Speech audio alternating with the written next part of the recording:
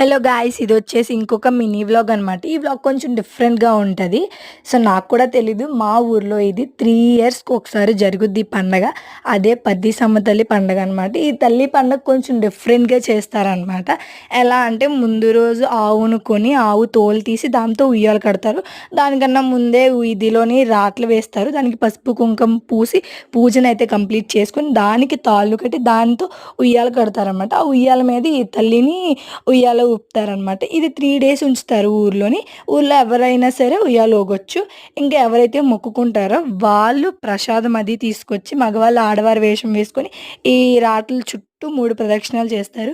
ఒక్కొక్క ప్రదక్షిణకి ఇక్కడ ఒక సావుకారు ఉంటారు. అతని దగ్గరికి వెళ్తారు. ఆయన అన్నీ తీసుకొచ్చారా అని అడుగుతారనమాట. వీళ్ళు వీళ్ళ భాషలో తీసుకొచ్చామని చెప్పడానికి మేల్ అంటారనమాట. మాకు తెలీదు కదా! మేము కొత్తగా చూస్తున్నామనమాట.